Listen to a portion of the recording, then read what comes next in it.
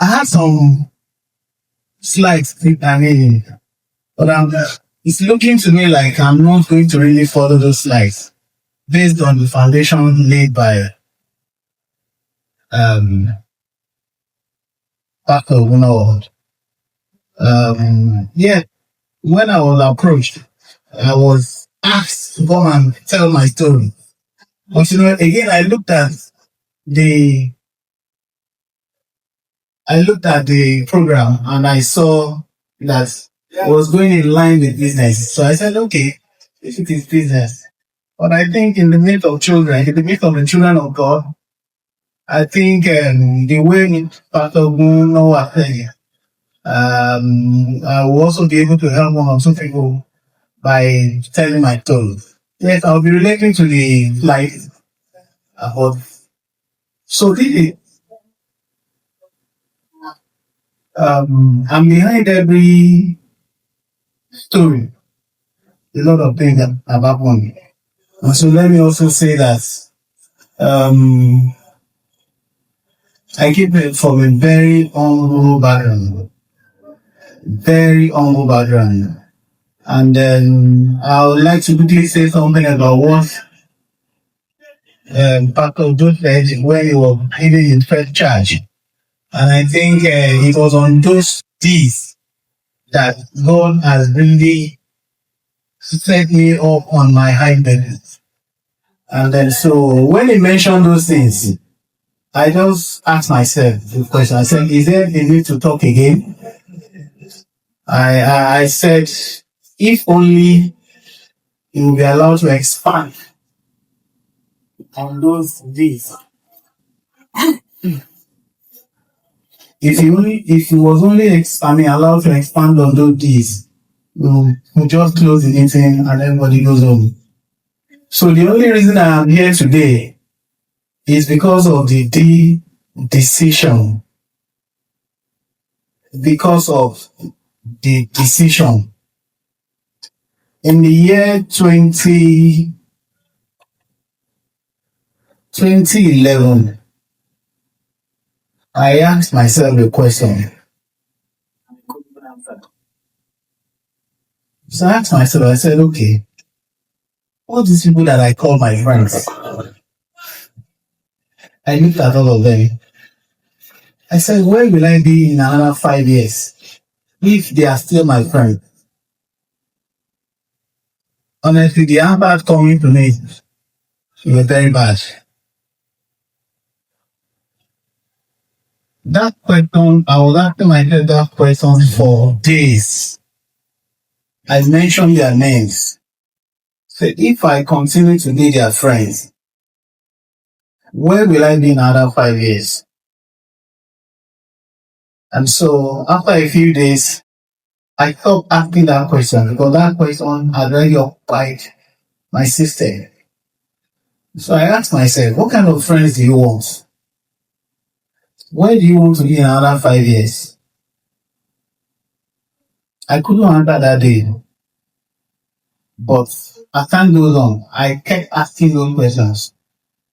And so my spirit told me that, okay, this type of friends that you want, where can you get them?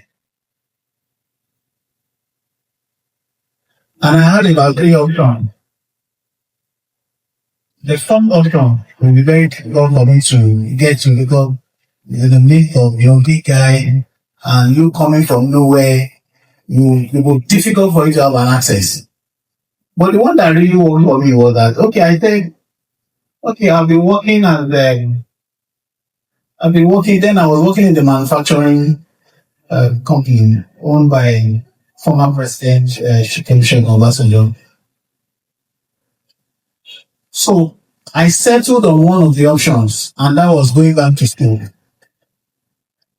And I asked, in which of the schools will I be able to find the people I will want to be my friends? And then I finally settled on Lagos Business School. So one thing about me is working as I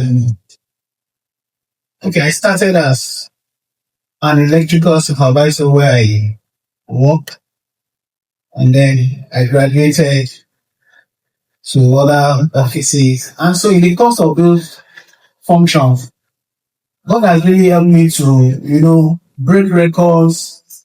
I didn't know what some business terms were called then, but I had done them by reason of sitting down, communing with people, asking questions.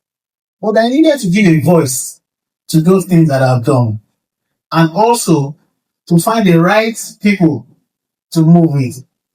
So I took the form, and then for Lagos business in the year 2011 for 2012 admission. Unfortunately, it was late, and then I couldn't do the 2012. I actually took the form with one other person, who is the commissioner in the thing today. But because the form was late, and we were told that we could use the same money we paid for the next session. Okay. By the time 2013, 2012 came for 2013 admission, I enrolled again using my previous payments. Then I called my friend, the now commissioner. He was not ready. A lot of things had happened. So I started. The first day I got into the class, we were 16 number. I looked at the wall. I said, yeah, I think I'm in the right place.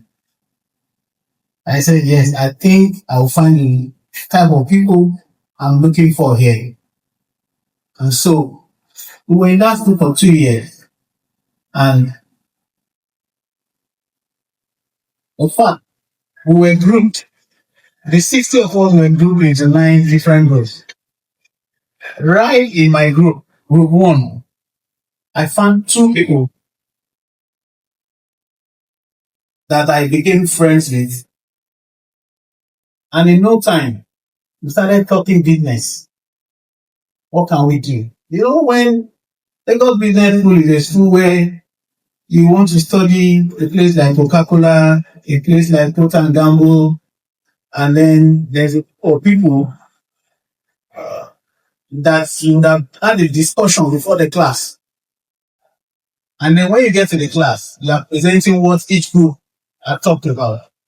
Right in my group, I found the person that Pastor Joe is referring to as a mutual friend, and then another friend.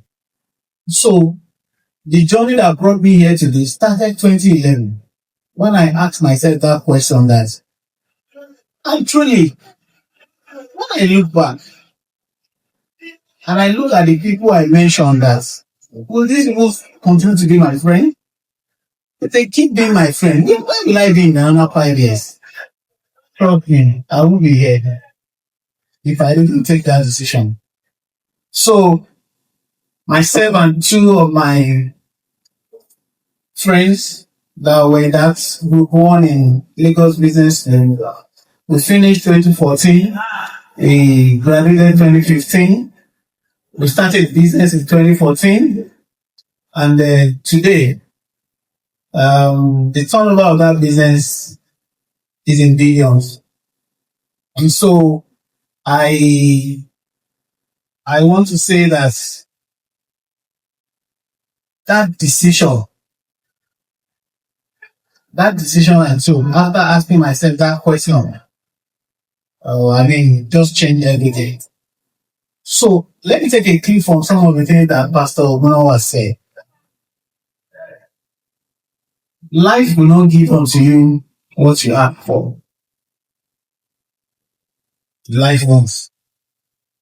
Life will give unto you what you demand.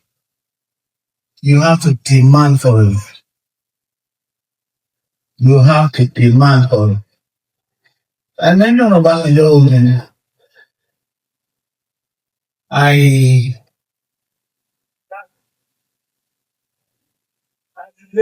also to support one of the statements that was said. Right in this room and in this church, you need to know everybody, because 70% of the problems can be solved locally.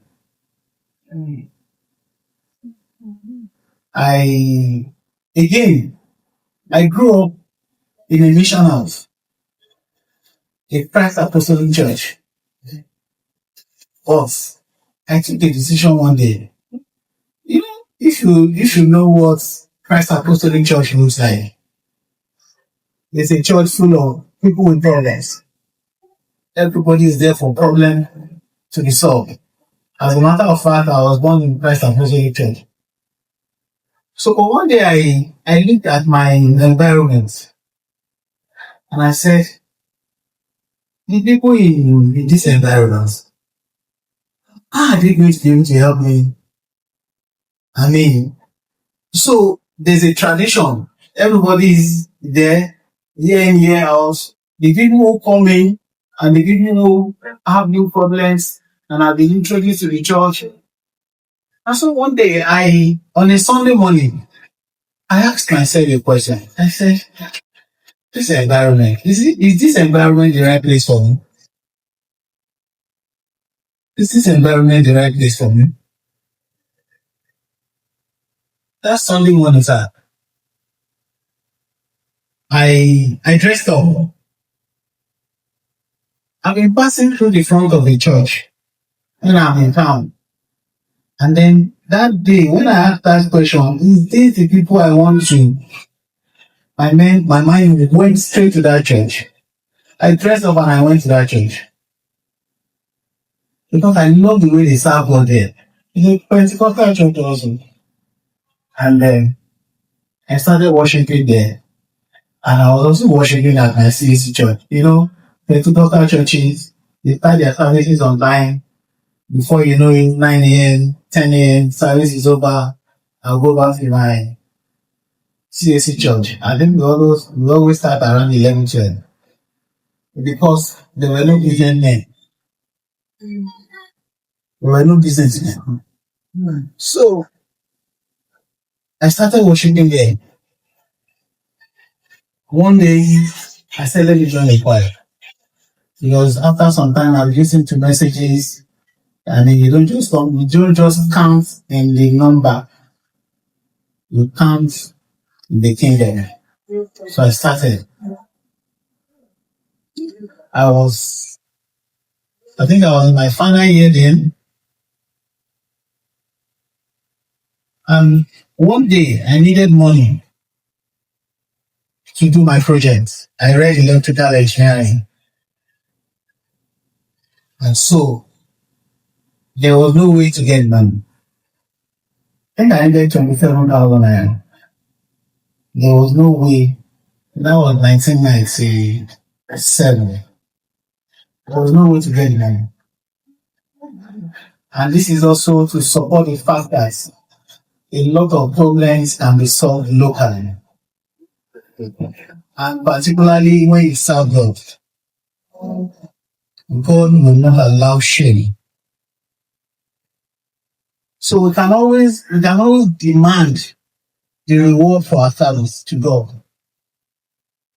We can always demand it. So after the service, I think it was the second service. Yes, Lord, first service. I was confused. You know, you're in the choir, they are singing, they're just looking because they don't know what next to happen. And so after service, and then I think that was the first time I witnessed the Holy Spirit practically. And so I left where I was. I went around the door and I found myself in front of a man. And something held my feet. I was face to face with the man. I didn't know him. But something held my feet. I did not look at him as a young man. What? Any problem? Say yes, I did. He said, what is the problem? He said, I need to do my project. Yeah. There's no way to do that. Because if I don't do the project, I won't have it. They asked me, how much is the money? I said, 7,000. He said, okay, see me at so place tomorrow morning. I said, sir, when I get there, who do I tell them I'm looking for? He said, are you saying you don't know me? I don't know you. I can't even tell how I came right before you. He said, okay, when you tell them, when you get there, tell them you are looking for so, so, so, and so. So I got there that morning. And then he gave me the number. I proceeded and left. But again,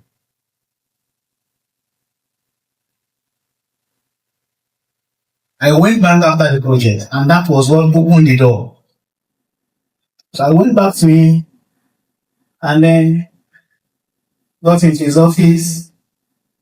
I said, sir, this is Abiodun. You helped me few months ago for my project, and I'm back to say thank you.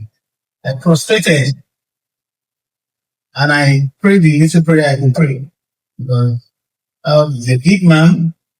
As at that time, he was a good baby. And so I don't know what prayer you will pray for good baby, other than to continue to say thank you, sir. Thank you, sir. God bless you. God keep your family. God does this. And so I thanked him and I got up.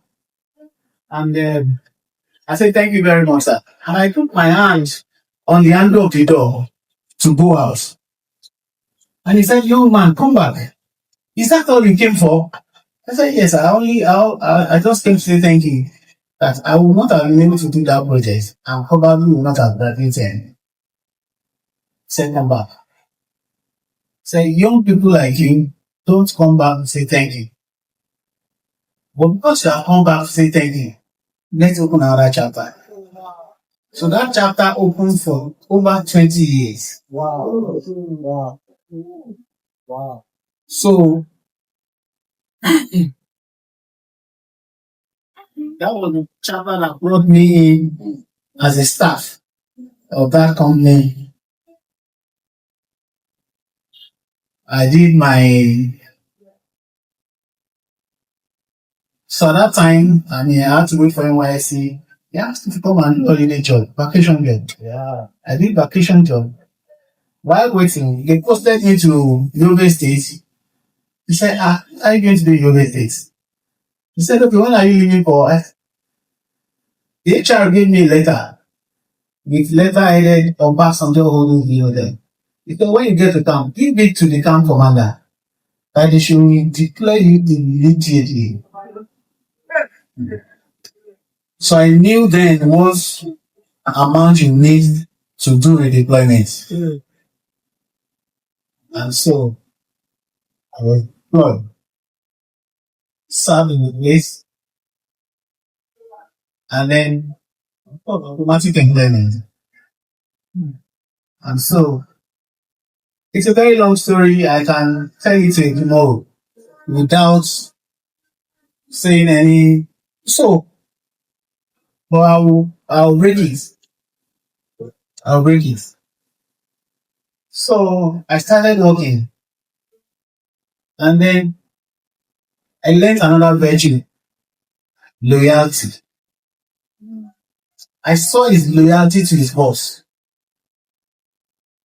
I said, oh, this is a good thing to do. I picked it up. I was very loyal to him. One day I was called.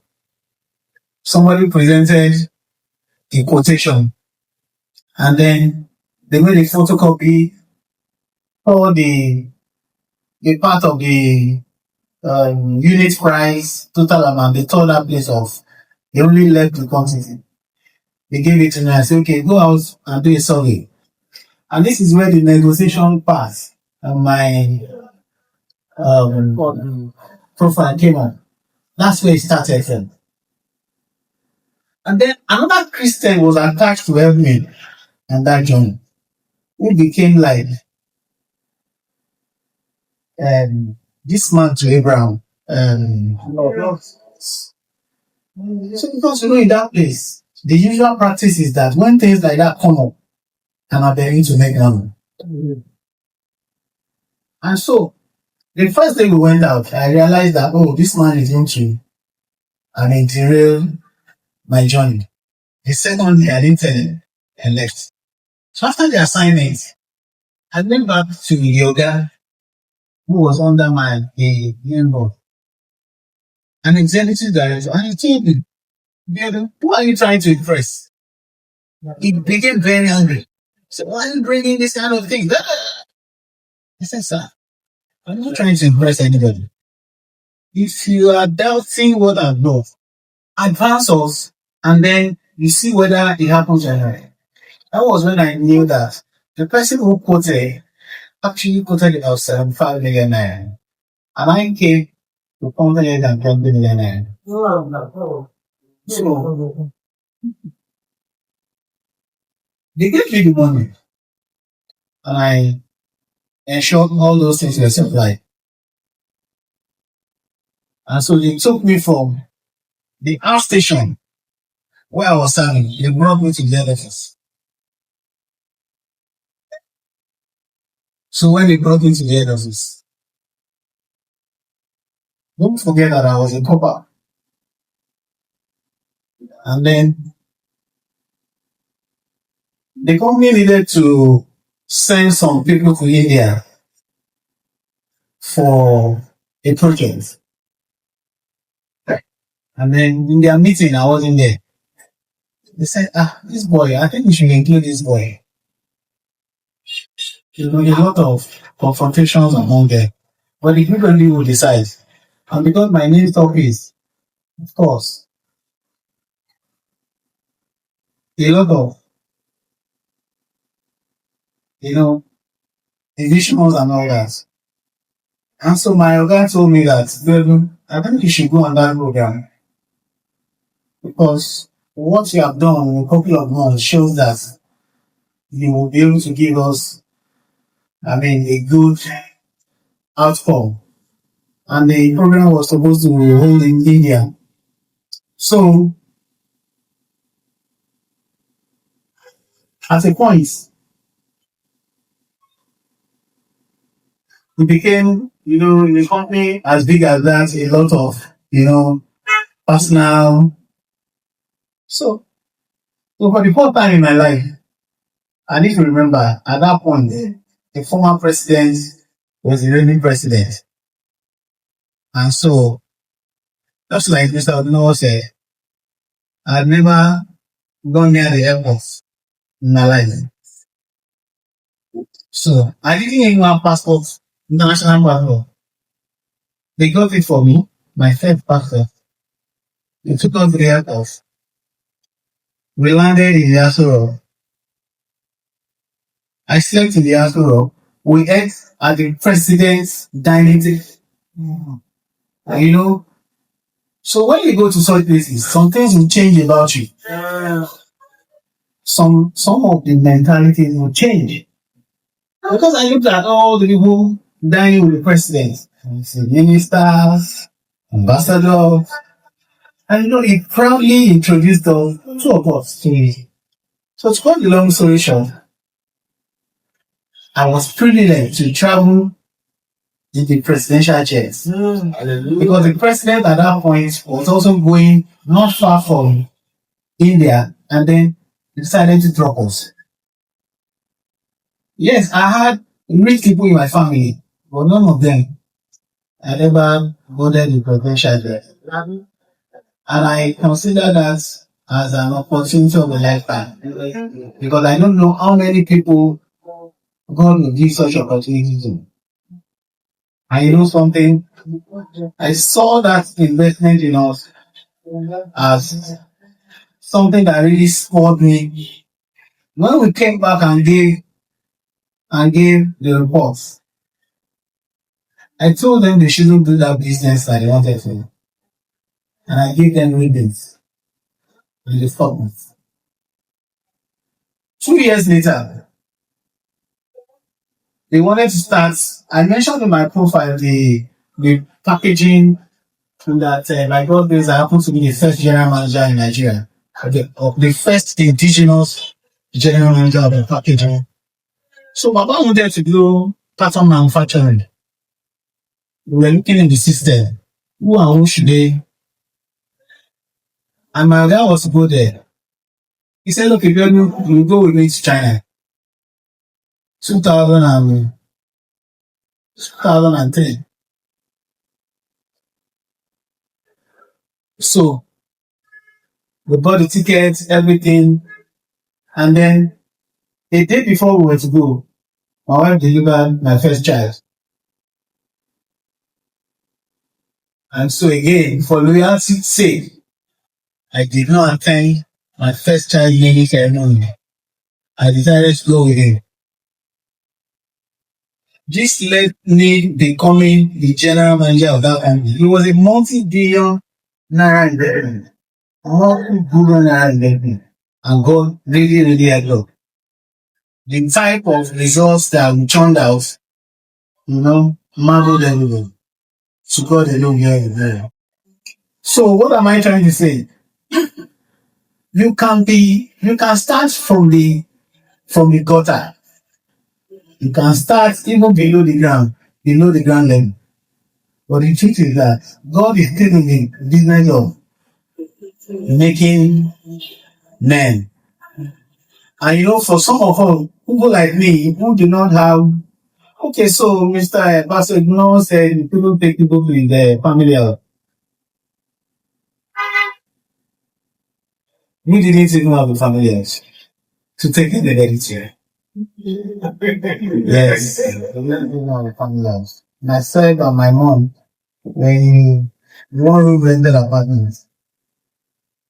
And so again, before I forget, one of the things that also helped me, the time that India journey was announced, and I was announced that okay, I'll be considered. And when I saw the politics that was going on, I went to the market one day. My mom used to sell in the markets, and I used to sell with her there. You sell vegetables, this leaf that they used to wrap money, these water leaves, all sorts of fun leaves. But I was always there with her. So and because of the teachings that I've learned, I've received in that church, I went to the market, I called my mom, I said, Mom, let's go. I have something to talk with you. And when we got to the secret of men are in their stories. So I told my mom, I said, have I been a good child to you? She said, yes, you have been a very good child to me. I said, Mama, there's something happening in the office, but I am too young in that office to have a voice. And the people who brought me there will not be able to completely pour his blessing because he's still studying anyway. So I knelt down in front of her. I said, Mama, lay your hands on me. I'm praying that I will make that child.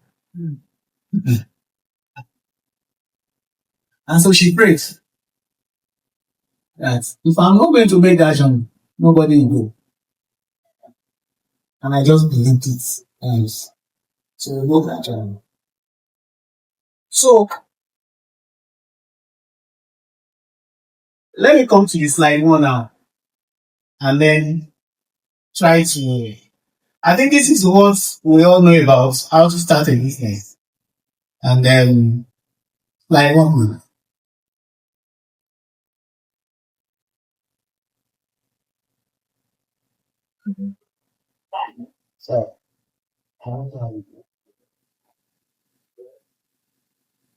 So, okay.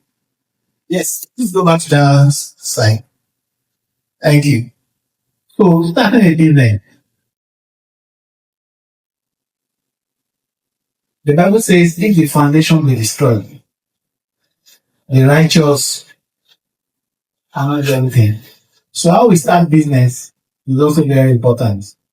In this present day and age, we do not just see somebody doing a business as a striving and then just say, oh, I like what that person is saying.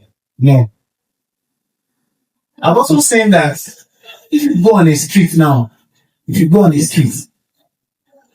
can count the number of people selling soft drinks, water, and all, And so I've realized that by research, it's a very lazy way to do a business. What brought that other person into that business? Why he is doing the business or she is doing the business? You don't know. You just saw that, okay, a lot of people come there to buy. And then you said, oh, I like this business. I am standing before you to categorically tell you guys, if you are not solving a problem, you are not doing the business. So every business that you must do must answer to solving a particular problem.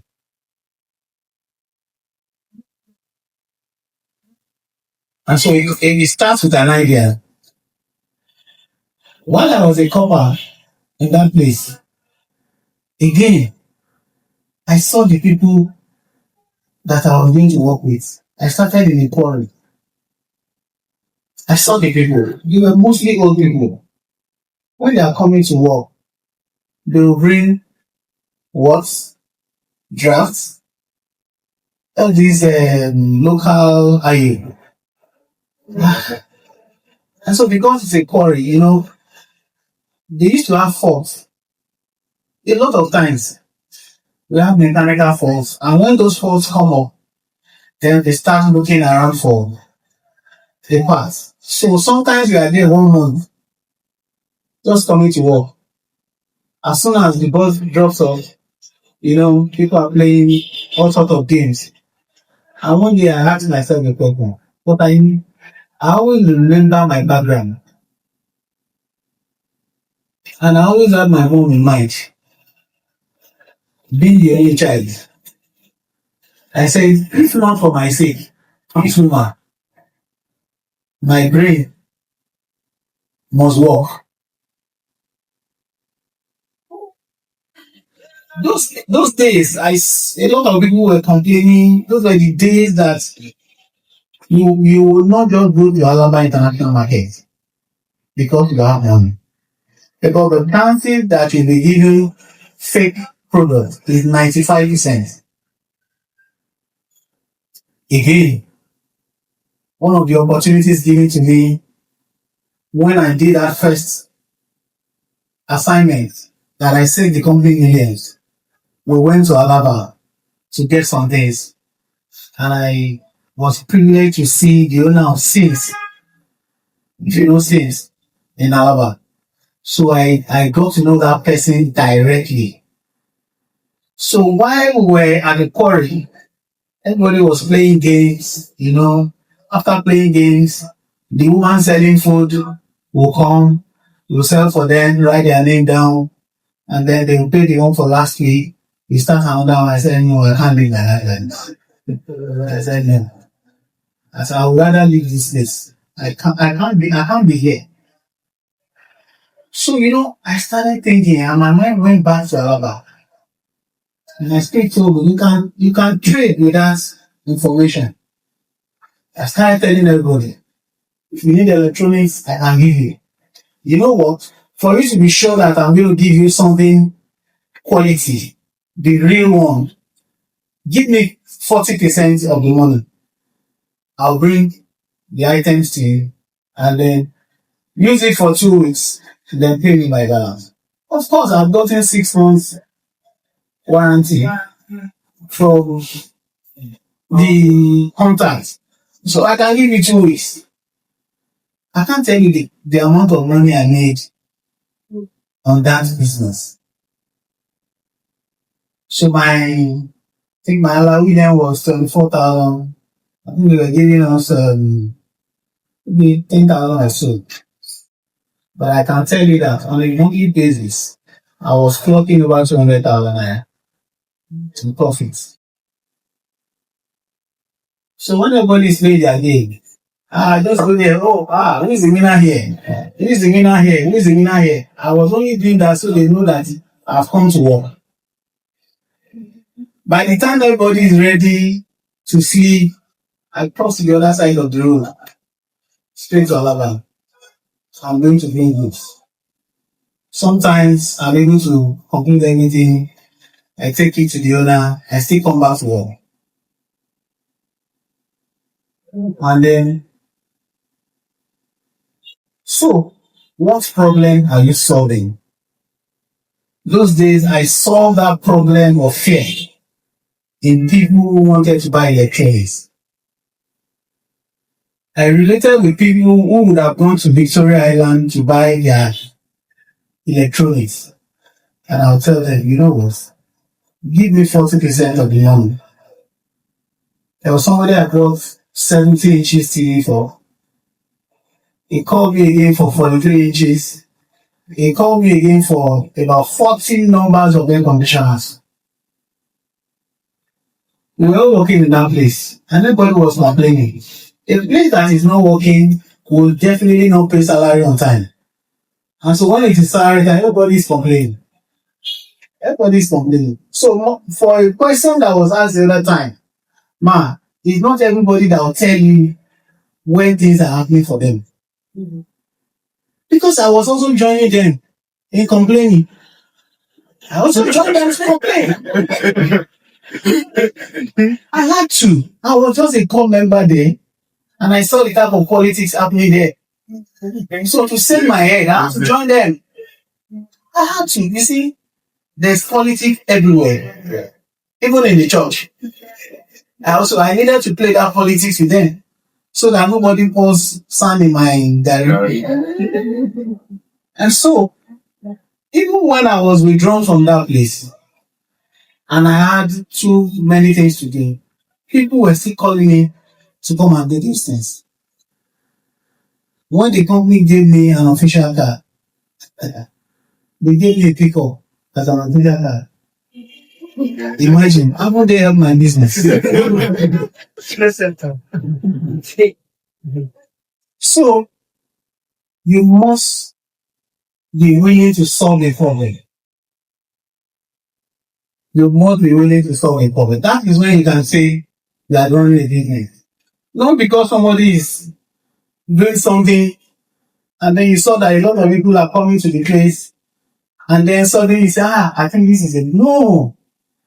You must know what you want to do. Opportunity presented itself to me. On that assignment, I found myself in Alaba. A particular place was being built and then they needed those, I think we bought about 200 ACs. And so that gave me that contact. And if you know me, I don't joke with contact. That contact, or the fact that I don't joke with contact, is what brought me here today. Because Pastor Joe will see me with somebody and then they're always chatting. I'll just sit down and then he will say things to me to pull word out of me and then we got talking. So I have stopped that business now, but trust me, it's still a business anybody can do, even today. Because the fear of the Igbo boys, you see the beginning of wisdom for anybody who wants to buy electronics. I made a lot of money there. And I was giving service. I don't know how many people will tell you, give me 40% of what you want to buy. And then I was also taking the risk. But my risk is very low because there's a warranty on those things. So,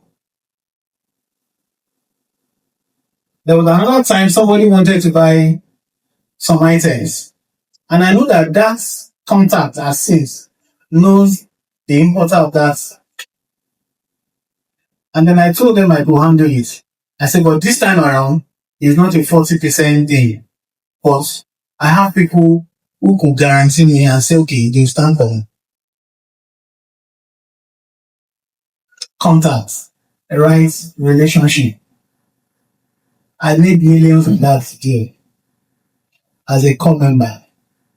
But you will never see it on me that this man has a name because so we need to be ready to solve a problem. A lot of problems we can still solve around today. A whole lot that we can still solve today. And so I'll advise that if you want to go into business, please think of a business that solves problem, not what happened. So not because you want to make money. Sorry, sir. So if the reason you are going into business If the first reason is because you want to make money, trust me, it's going to be difficult because you will be starting on a very wrong.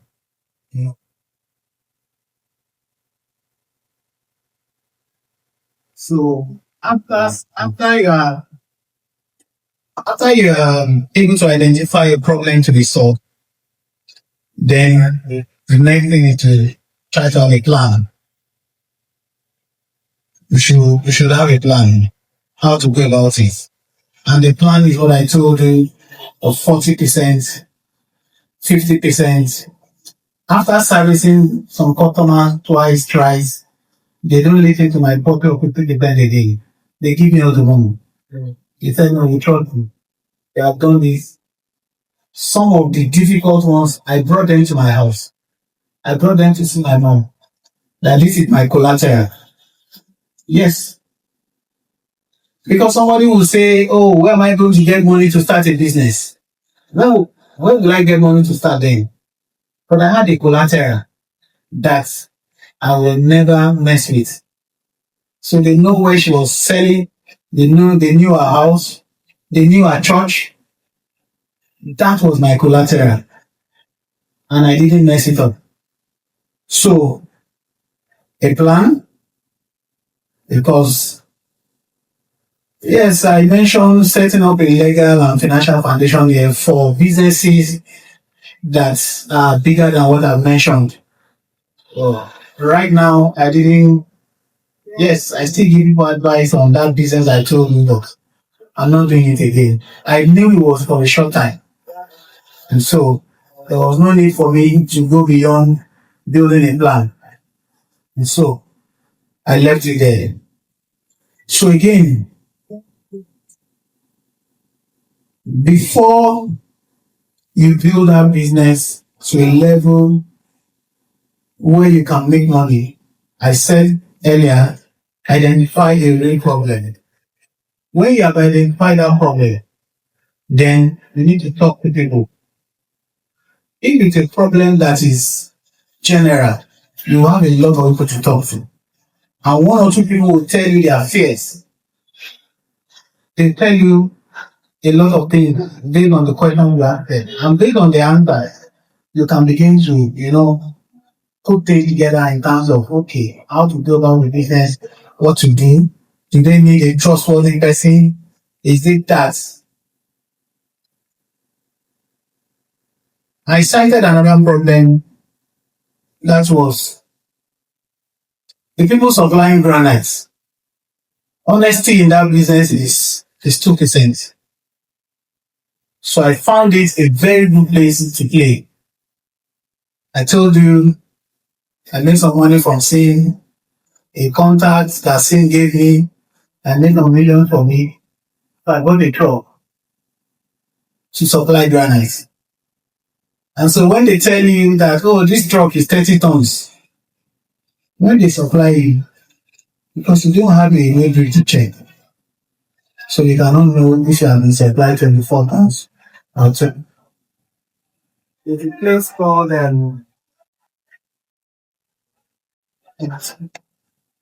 there's a place after Ojota, after motorways, that dump site. The road beside that dump site was constructed by an Igbo man who came from Germany. And so, unfortunately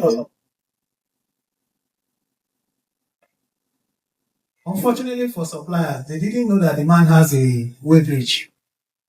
So we all lined up our trucks. And at the end of the day, he called my driver aside and said, I want to talk to your boss. And I cannot tell you the number of trucks we supplied to that place.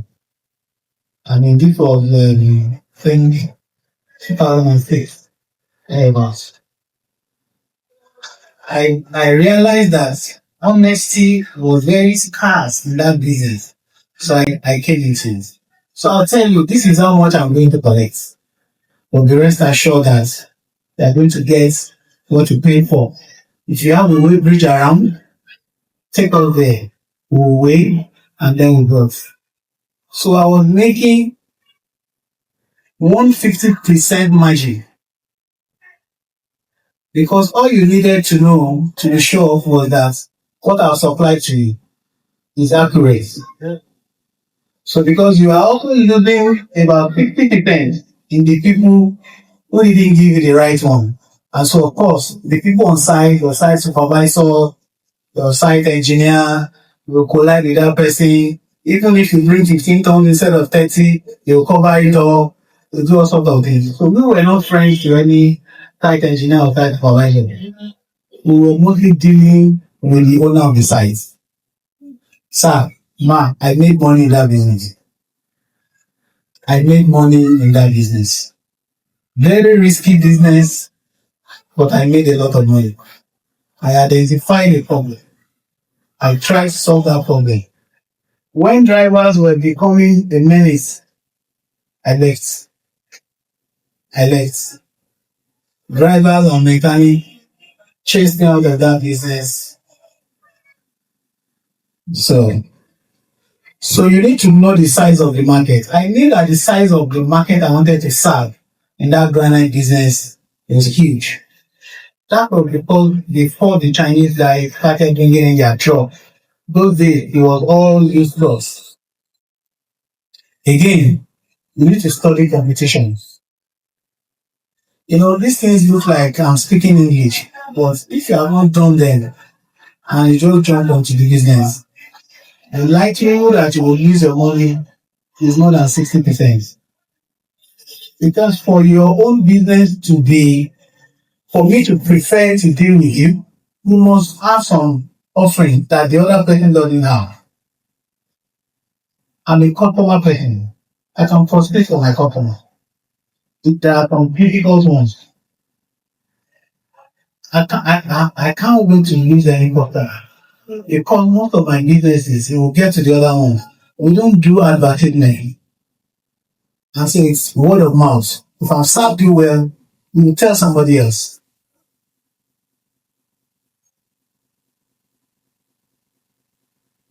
So, yes, we need a business plan. Why do we need a business plan? Of course, you need to know the market you are going into. How much do you need to start? How much do you need to pay salaries? How much do you need to, because again, if you have started, we must ensure that your customers are serviced. Customers don't listen to stories because you're not the only one doing that business. And the cost of losing a customer is very huge. Very, very huge. So I have children, and in our environment, we send our children to school. The best school in that environment. But because my wife and myself are careful enough to check what they do in the school, we're always present at the events. And so we began to see some gaps. We began to see some problems. And then, the year I was going to business school, my wife was also attending a Montessori school. We were not living in Lagos. I'll take her, drop her at her own home, at her own school, and then I'll go to Lekki. We were doing that. Trust me, it affected the family. But today, after our own program, God arranged some favor, and then we started a school. I'm not sure I've told you about this before, but this is my story and this is my journey. Why did we start? We discovered a problem. Many parents don't have time to check their children's notebooks, what they did in school, and all of those things. Take it and blame teachers and blame the school. They don't teach them well in that school. they don't do this in that school. A lot of parents about saw the life of their children in the school and to the teacher. So there was a time one of my children told me that, oh, daddy, I'm sure I'll score everything in that. Yeah. I said, why did you say that? I said, oh, my teacher treated everything with me. You know, a lesson teacher came, treated the exam question with my children. We didn't know. And the child spoke out. But you know, we also asked questions. That further reinforced our decision. Oh, there's a problem, there's a gap, there's a problem to solve here. We didn't jump into it immediately. It took years of preparation. And part of the preparation is that my wife went to school. Then she happens to be, her mom happens to be a teacher. So this thing started from their family. The dad was a professor, he's late now. The mom was a teacher who went as far as permanent secretary in the Ministry of Education. So you know that so many things would have been taught. I mean, around their children about schooling. But again, she was not a certified teacher. So we needed to give a voice to that endeavor. She was going to a Montessori. It was a lot of money that year, but I knew it was a calculated risk we were taking. That was 2013. Fast track till this morning. That gap that we saw,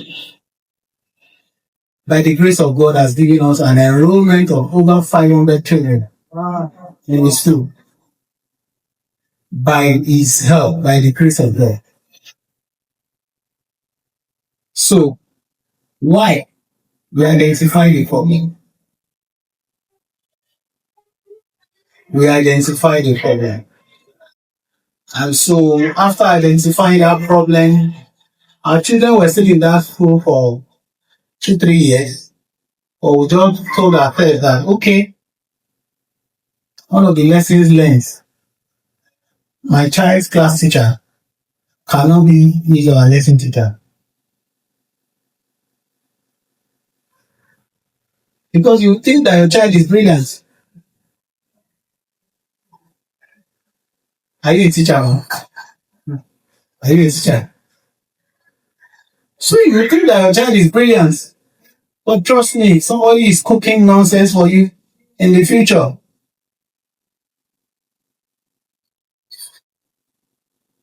And today, we know that it's not easy to run a school off. When people know that this place is different, they don't cook things. If you are not satisfied, we'll go the extra mile. And trust me, in all of the years that God has helped us to run that school, it's 10 years now, we don't have any signboard anywhere. Again, a customer, that your best advice. If you have been able to solve a problem in the lives of their children, trust me, they'll tell anybody. I know that the cost of advertisement in a company should be about 10, 15, 20%. In our own case, it's 0%.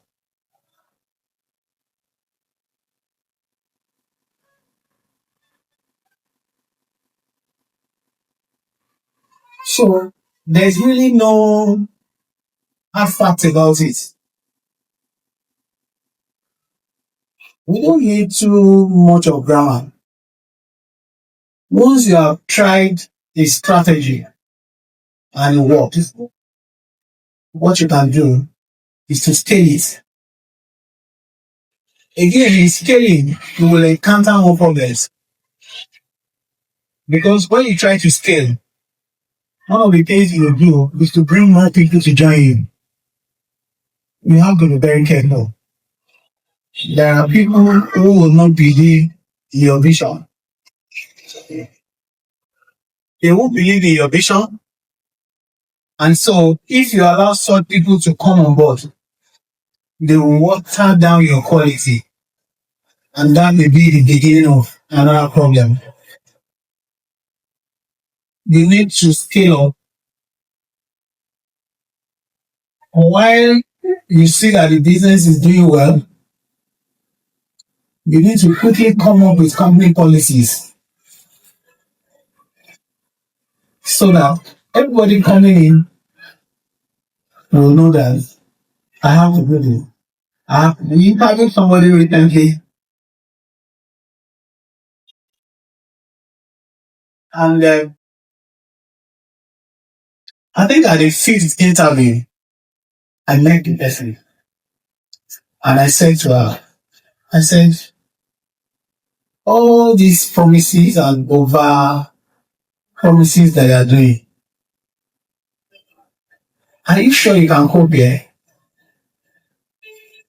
And I said, let's give her a job descriptions so that we know what next step to take.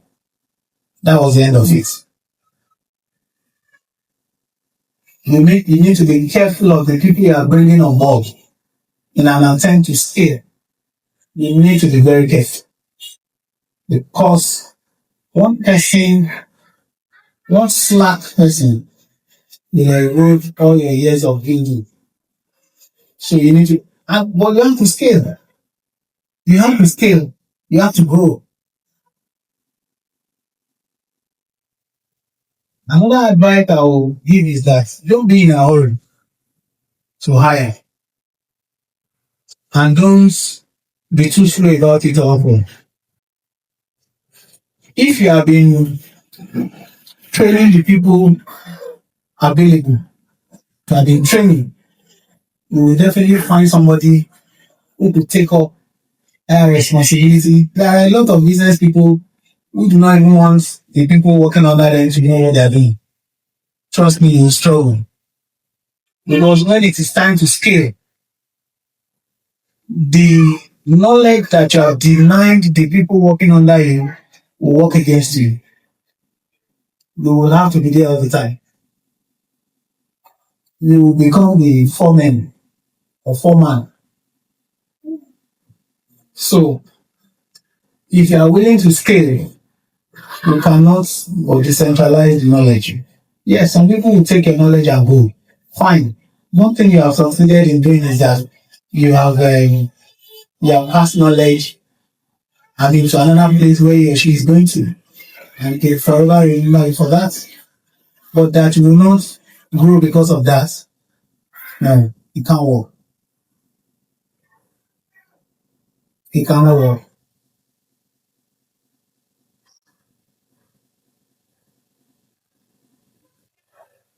When I got this invitation and I looked at the things involved, I said, this is what I learned the business for 2 years. How am I going to compress it into 1.5 hours? I said, well, I'll try my best. I said, uh, one of the things we should do as business people is to acquire new customers and retain the existing ones. There's a study to what is allowable in customer retention. Because first thing is that you have a cost to getting a customer. You must have copy something. And in order not to waste our time on a particular customer, when you realize that what you are already spending on a customer, it's not looking like that customer can give you that value. Treat them back. Because you would have used the time, you would have spent the time to get 5 customers and one customer that will at the end of the day not show up. You need to be able to know that on time and run away from time wasters.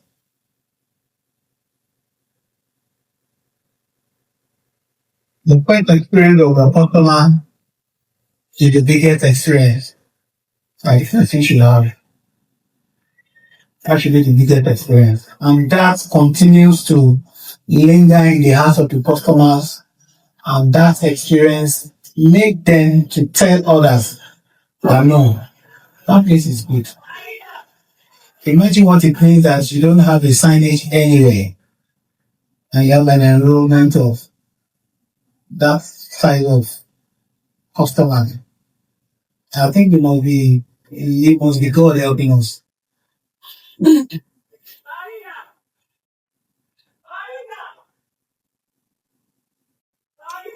Again, you need to build your team. You need to build your team. Among your team members, you can tell maybe you'll be 50% right of those who are really interested in your business and those who are not interested. This will help you not to waste resources on those who will eventually leave you. The business that I do with my friends, where we have that huge turnover, it's a business that if you are not practically involved, you see that a lot of people visit your stuff, but trust me, they are not your customer. They are your employee customer. Do you understand me that? People can walk into your store and they are not your customer and they are your employees' customer. So your employees can run their own businesses on your own applet. That is very convenient to run life because you don't have any cost. So the customer comes into your shop, take your AC, sit down on a chair. They even call your employee on the official number that you have given, and then sales won't come to you. You need to be on ground. My wife was working in the bank, but when we needed to start that business, I told her people because I first told her, I said you would have to leave this job, and she looked at me and said, "Are you okay?" I said, "I'm okay." I said, "You have to leave your bank business." And then she did something, spoke to her manager, she was a performing staff, and then the manager called me and said, "Okay, I will be giving her time. Anytime I'll be giving her." I said, "No, that's still a divided attention." I said, "I want her to be there." That's when she will know what is happening there. Because your employees can run their own show even in your own establishment. And at the end of the day, you will realize that, oh, wait a minute, this person has never been working for us very well. At that time, you would have been too late. So she told her family members that, this is what we almost said. And then sister called me and said, is it true that you said it? I said, yes, I said, yes, I said it. He said, is that not going too far? I said, it is to protect the business. He said, no, she didn't think that's a good idea. He said, okay. So I called her. I said, let's talk at this point so we don't waste our time. At that time, we were already building. I said, let us talk. You don't have to. At that point, I was able to hit her because she now said, no, we shouldn't stop. Are you willing to go my way. She told her sister again. And her sister asked me a question. Do you know how much she's earning in the bank? I said, yes, I do. She's earning over £1 million. I said, yes, I do. So, am I ready to give her that? I said, no, I'm not ready. Because it's her business.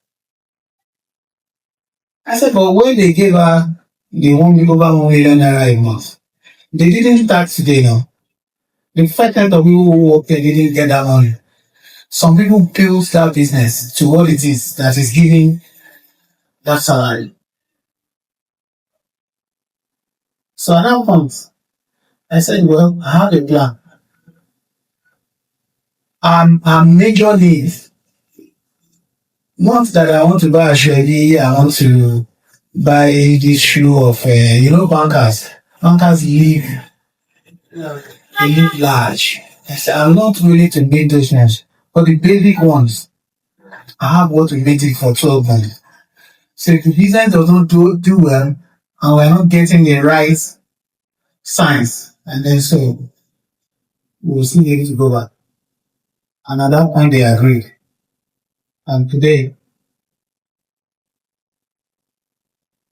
by God's grace, nobody has blamed me for that. Um, so if she wants to earn over £1 million now, she can earn it. But the business, by the grace of God, has gone through the formative stages, and they've been able to tell people that, okay, the main business, you are ready to do business. If you bring your child from day one, we have a discussion. What do you want to see your child?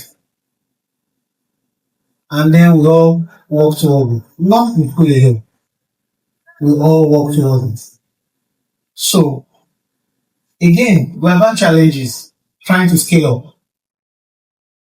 We have brought in people who do not align with our vision. And so if a businessman is not in the premises, is not on ground, you will not know that this person does not align. Unfortunately, in Nigeria, we run a business, and then from day one, you want to show that you have arrived. That business cannot last.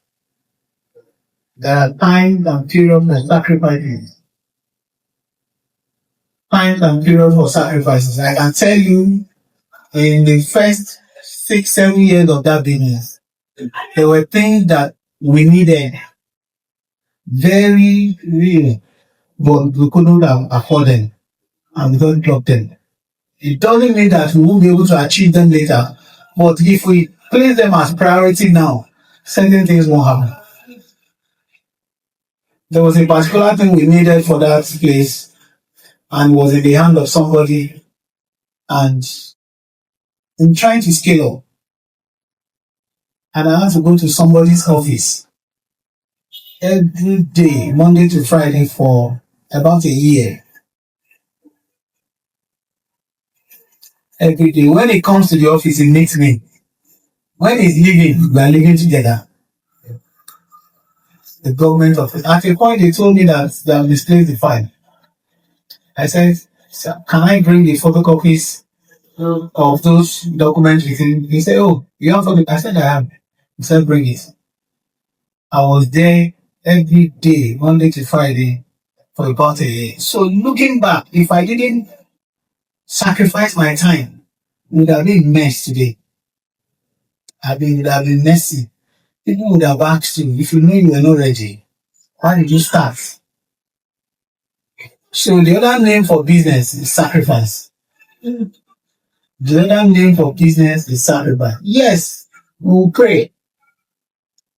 Also, Noah said something, and that's one of the guiding principles of my life. Until the day of John the Baptist. If in the kingdom of God they take it by violence, what will you look like here? It's violence square. And so if you are not ready to play, not violence as in, of course, you know the violence we are talking about. Violence in the spirit, you go before God, you ask questions, you pray, you fast, trying to get the hand of God to give you what you want. It's not going to be easy. But when you have done your part, trust me, God is faithful. He will definitely do it right.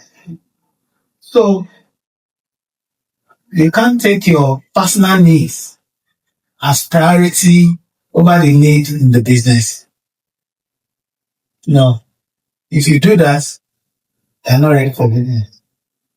The business where we have billions in turnover, um, in about 6 years, nobody got anything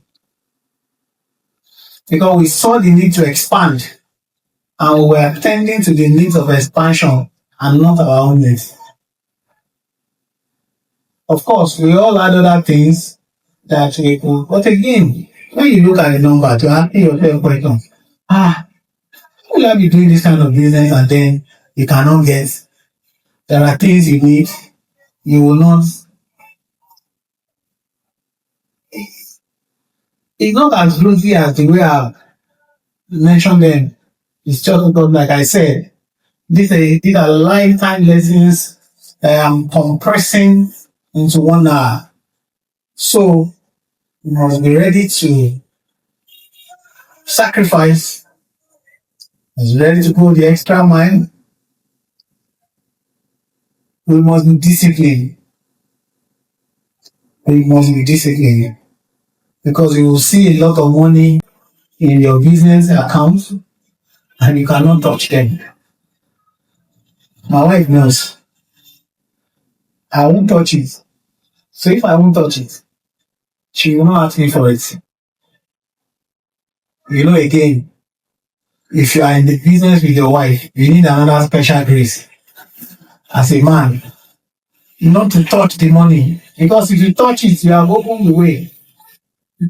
And if that happens, there are certain things you will not be able to, certain milestones will not be able to meet. So, till now, I'm still sacrificing.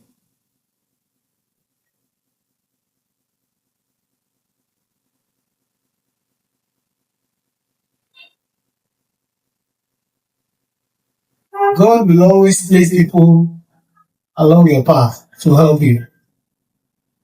That one is, I'm a testimony to that. I'm a testimony to that. Because again, once you take care of the needs of your customers, some of them in their closet, they pray for you. One of the secondary school that one of my children attend, every Monday they pray for that school. They pray for that school online, all the mothers and all the parents. How will God not answer those prayers? So because when you are praying for the welfare of Jerusalem, if you are in that Jerusalem, he said, they shall also be well that live in it. So if they are praying for you, there is no way it will happen. So God will definitely place people on our path that will help us. If you have allowed Him to take his place in that business, God will never force Himself on anybody. But if you allow Him, maybe I should also share this secret. Because the secret of men are in their stories. So I also know that as a businessman, whatever money you make is not all for you to consume. You must also sow into the lives of some people. However small it is, you must sow into the lives of people as a businessman. So personally, I've never said this anywhere, but I'm saying it because we are in church. I haven't said it to anybody. There are people that at intervals I reach out. I don't want to say the reasons why I reach out or the circumstances around it. But they know that, for this cost, there's somebody that will bear it. Because all of us at our levels, we can do this. Again, if your prayers are not going that fast, the prayers of those people, you may not be able to back. Those people, before they pray for themselves, they will pray for you. They will pray for you. So you must look at certain people who are not privileged to be able to do certain things, and you can sow into their lives. Somebody